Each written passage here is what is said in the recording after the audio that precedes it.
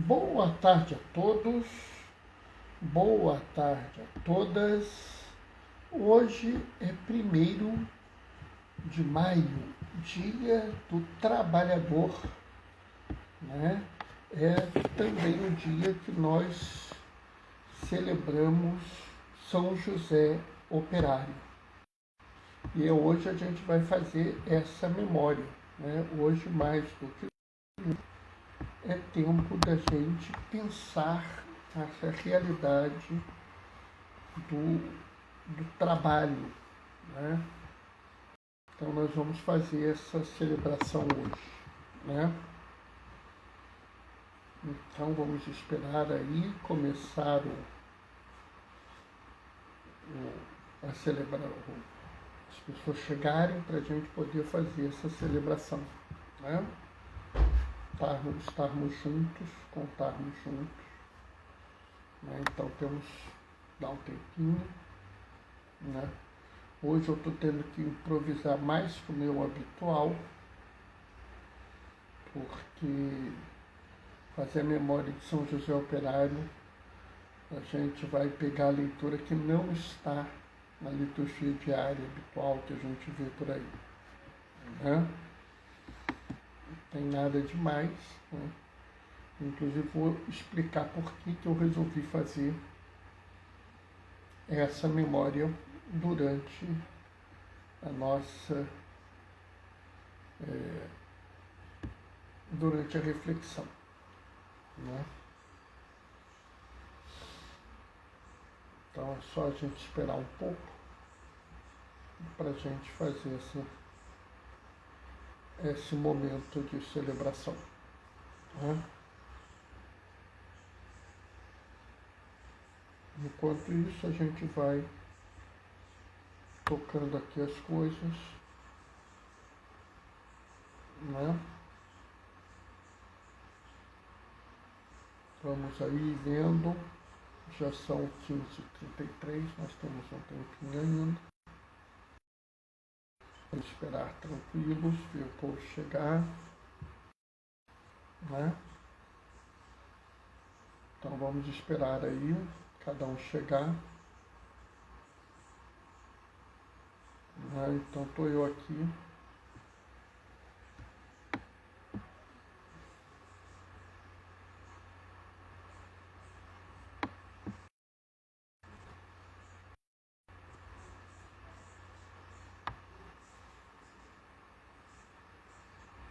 Vamos ver aí. Será que hoje vai estar todo mundo no feriado? Possível, né? É possível. A gente nunca sabe como é que vai ser, né? A gente está aqui sem nunca saber como é que vai ser. Então vamos esperar, dar um tempinho.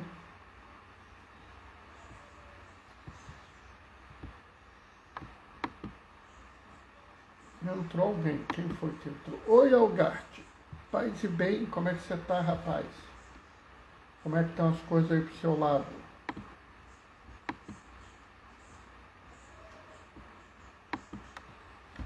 Eu hoje não vou fazer a leitura habitual, hoje vou fazer a memória de São José Operário, tá?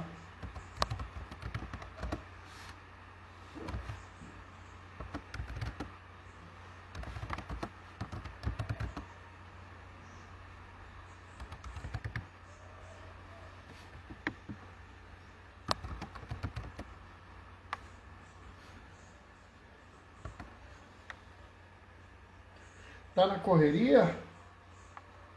Eu não vou nem falar, meu amigo. Se eu te disser a correria que eu tô, você vai ficar até com pena de mim, entendeu?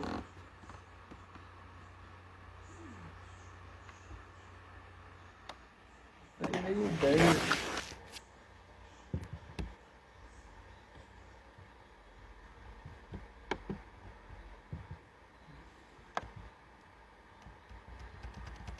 Oi, Denise. Paz e bem.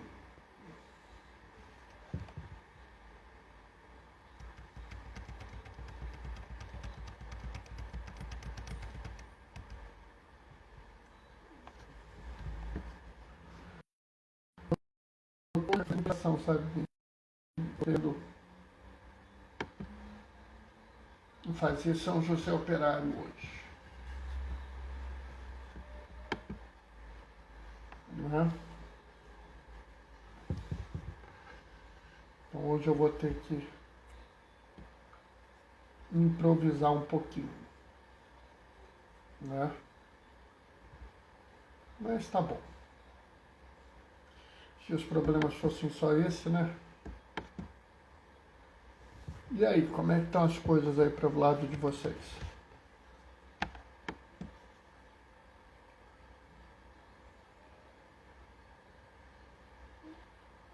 Bom, vamos começar, pessoal. Vamos começar, que está na hora.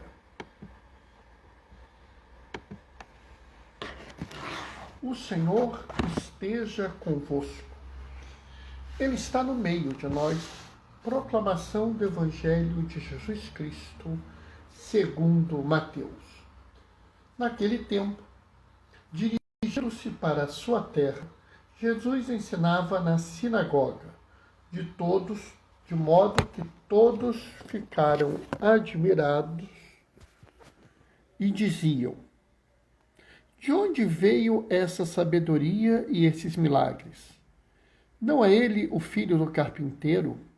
Sua mãe não se chama Maria e seus irmãos não são Tiago, José, Simão e Judas? E suas irmãs não moram conosco? Então, de onde lhe vem tudo isso? E ficaram escandalizados por causa dele. Jesus, porém, disse: um profeta só não é estimado em sua própria pátria e em sua família. Jesus não fez ali muitos milagres, porque eles não tinham fé. Palavra da salvação. E aí, hoje a gente está fazendo a memória de São José Operário. Por isso que eu não li o texto de João. Né? Se você pega ali a maior parte dos livrinhos, os sites na internet, você vai ver a memória de João. Não é o texto de João, mas eu estou lendo o texto de Mateus, né? Que é o texto da memória de hoje.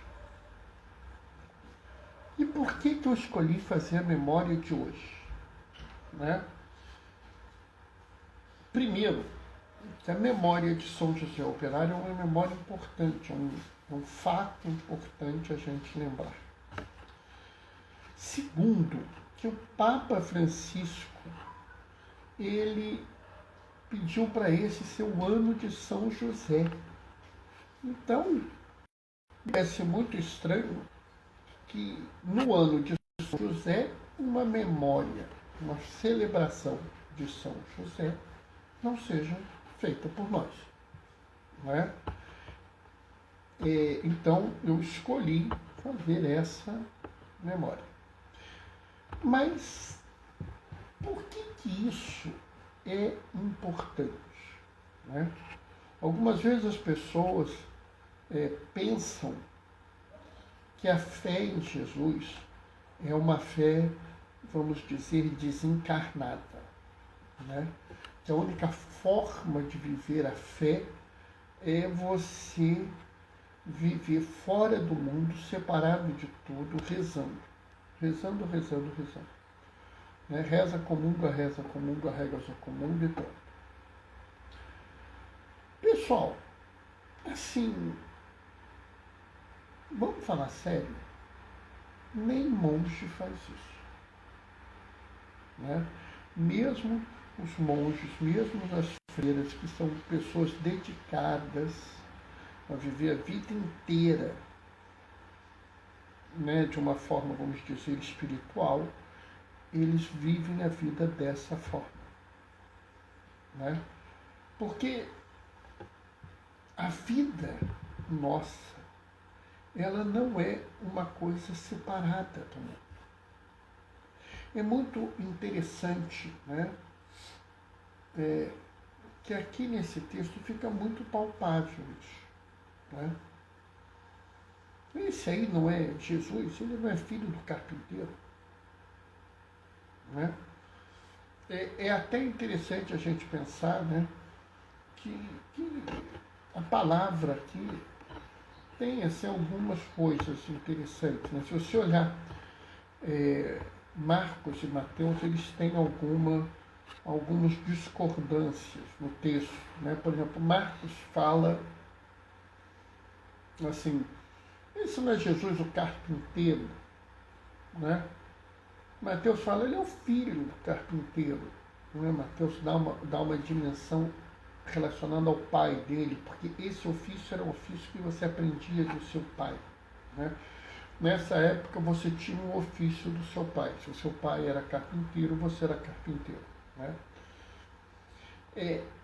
Então há uma relação de família, há uma relação real disso, né?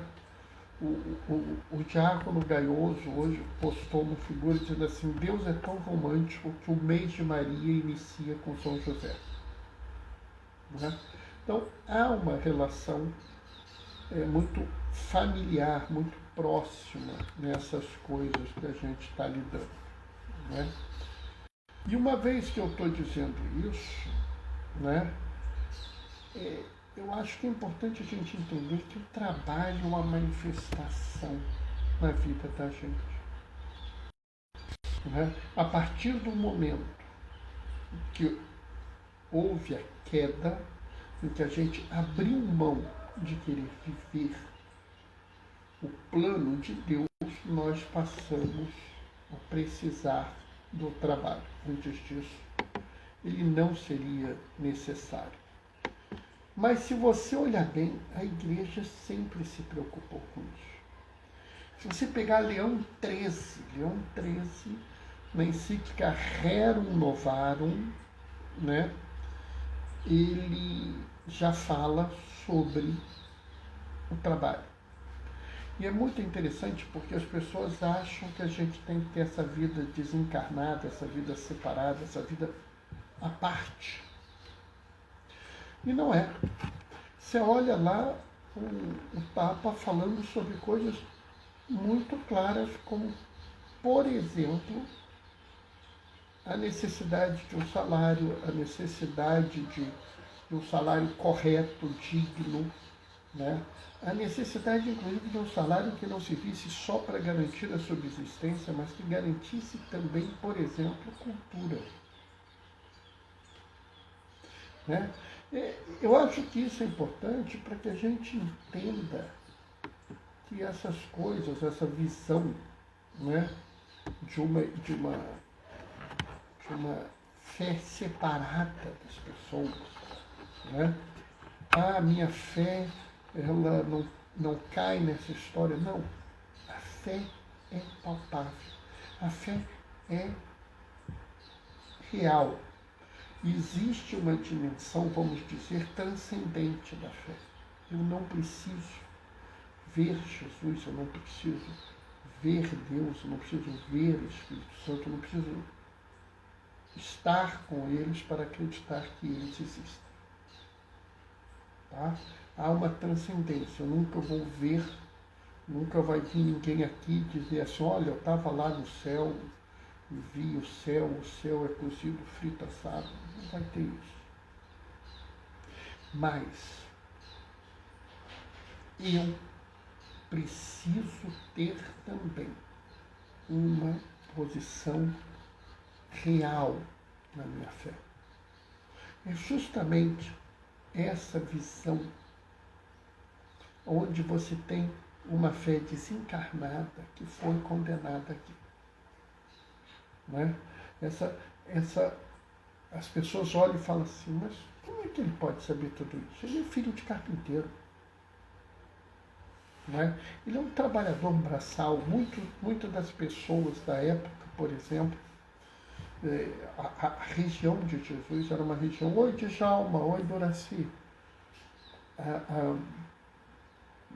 o local onde Jesus vivia, paz e bem para vocês, era um local essencialmente agrário.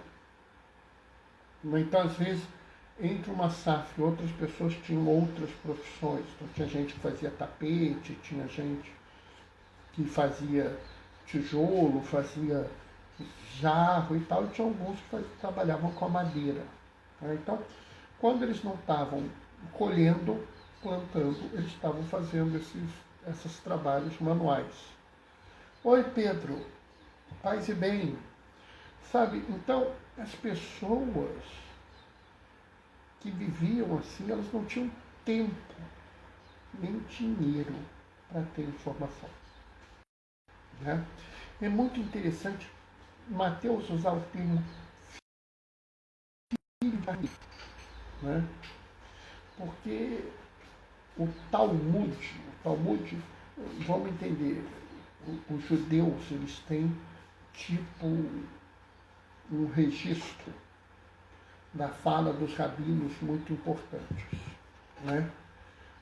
Então, assim, eles, tipo um manual de comentários da Sagrada, da Torá, né? Dos 5 primeiros livros da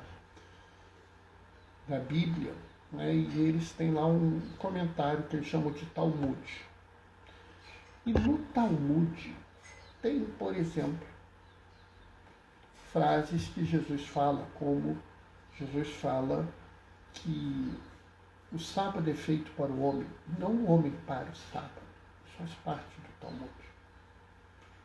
E é interessante porque o Talmud fala que os carpinteiros conhecem a Torá. É interessante essa noção porque eles são trabalhadores muito humildes e eles conheceriam a lei. Se você pensar bem, isso não faz sentido a princípio, porque a lei era para ser estudada e custava caro esse tipo de estudo. Para a gente ter uma ideia, a gente sabe que Paulo era um homem rico porque ele foi aluno de Gamaliel. Então, isso indica que ele tinha dinheiro para pagar o rabino. Tá? Por que eu estou falando isso? O que tem isso demais? Como é que um homem simples pode ter acesso, então, a essa informação? Como é que um homem simples pode entender da Sagrada Escritura? Porque há um entendimento que a lei, a Torá, ela tem a ver com a vida. E os homens simples, pela sua atividade simples, poderiam entender. Por algum motivo, os carpinteiros teriam mais proximidade disso. Então, apesar do filho do carpinteiro, né, é interessante porque Marcos fala assim, o carpinteiro. Mateus fala o filho do carpinteiro, provavelmente em alusão ao filho do homem. Nota? Mas o que é interessante aqui, né, é que há uma relação muito próxima nessa necessidade de uma fé material. Né? É claro que a nossa espiritualidade é diferente da espiritualidade dos outros. Né? Mas a igreja reconhece o lugar do trabalho. A igreja afirma que nós devemos ter o justo salário pelo nosso trabalho. A igreja afirma que o Estado deve intervir quando a relação entre o patrão e o empregado se torna injusta ou contra a lei natural. Olha que interessante. Né? A igreja afirma que o sindicato deve ser organizado. Ele entende que os trabalhadores têm direito a se organizar para buscar suas reivindicações desde que elas sejam justas.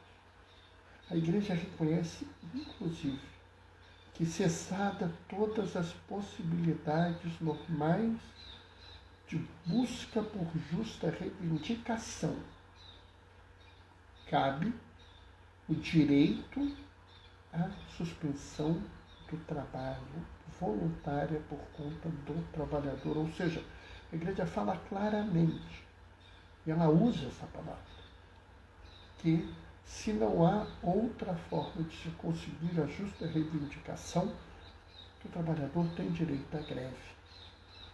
Mas, Bernardo, isso é política. Não. Esse é o engano das pessoas.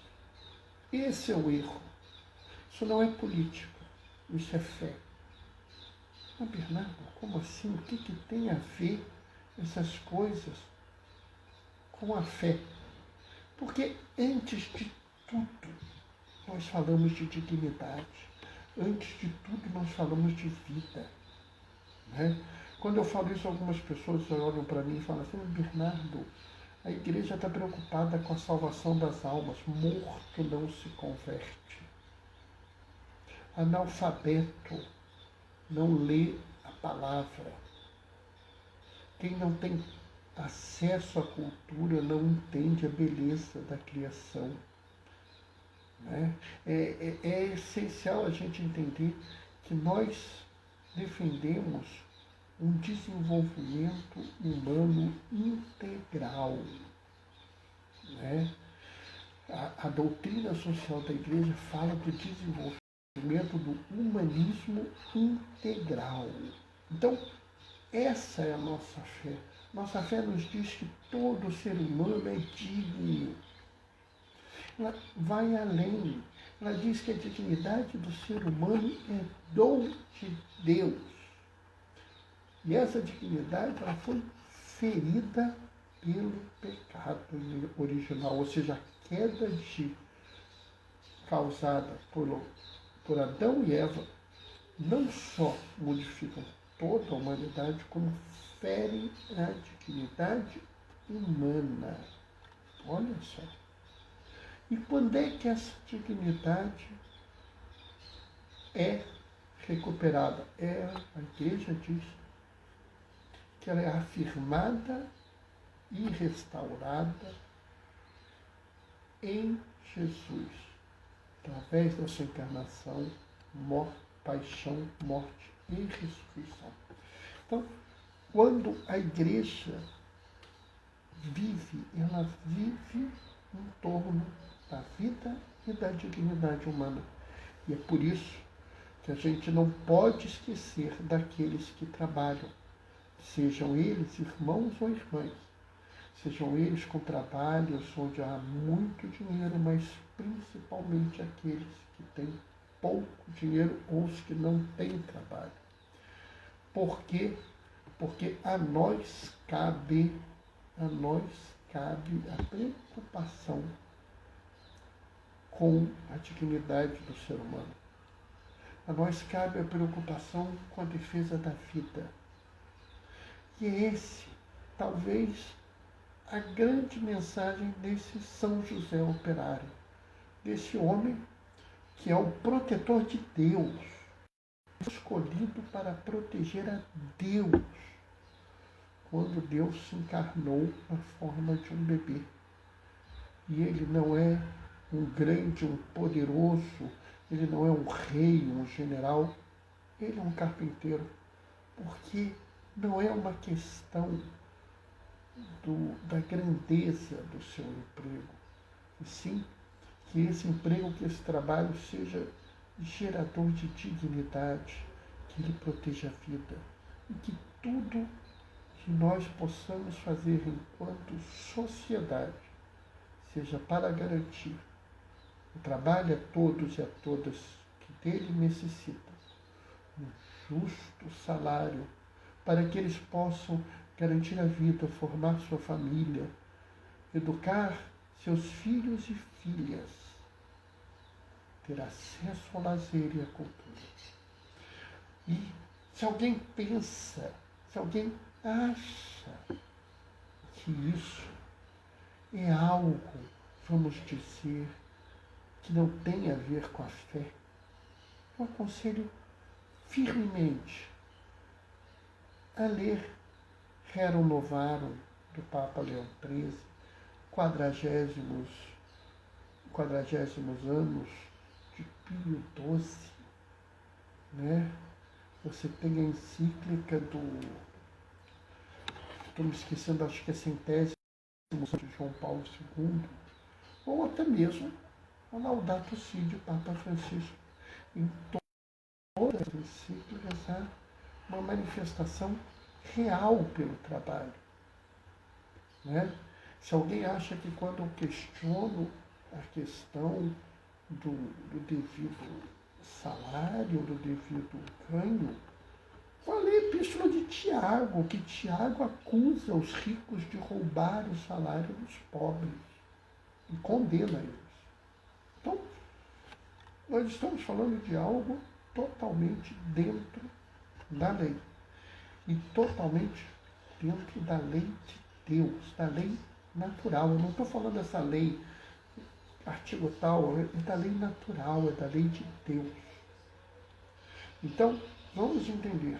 Hoje nós celebramos, sim, São José que trabalha, porque nós entendemos que o trabalho é, sim, defesa da vida e promoção da dignidade humana. Amém? Bom, pessoal, essa foi a reflexão de hoje, foi o que eu tinha pensado para hoje, né? Espero que tenha sido bom, assim, que vocês tenham gostado dessa nossa reflexão. Se algum de vocês quiser fazer alguma observação, alguma crítica, alguma correção, nós estamos aí para isso, tá? Não sei aí na cabeça de vocês se vocês têm alguma coisa a acrescentar, né? Como eu falei hoje, eu vi uma postagem muito bonita, muito sensível do Diácono Gaioso. O Diácono Gaioso coloca lá Jesus, Maria e José, né? E ele coloca assim: Deus é tão romântico que o mês de Maria começa com São José. Né? Interessante isso, né? Então, amanhã a gente se vê junto. Estamos juntos amanhã, 15h30. Tá? Estaremos juntos nós de novo para celebrar. E amanhã eu vou dizer para vocês, amanhã a reflexão é muito interessante.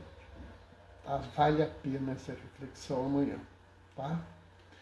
Vou me despedir deixando a minha bênção. O Senhor esteja convosco, Ele está no meio de nós. Por intercessão de São José Operário, desça sobre vós e permaneça para sempre. A bênção do Deus Todo-Poderoso, Ele que é Pai, Filho e Espírito Santo. Aqueles que podem, fiquem em casa. Os que não podem, usem máscara. Teve a oportunidade, surgiu a chance, toma vacina. Qualquer braço, qualquer vacina, todas são dom de Deus. Hoje e sempre. Glorifiquem o Senhor com a vossa vida. Vamos em paz e que o Senhor nos acompanhe. Beijos e bênçãos, pessoal. Até amanhã, 15h30. Abraços. Tchau, tchau.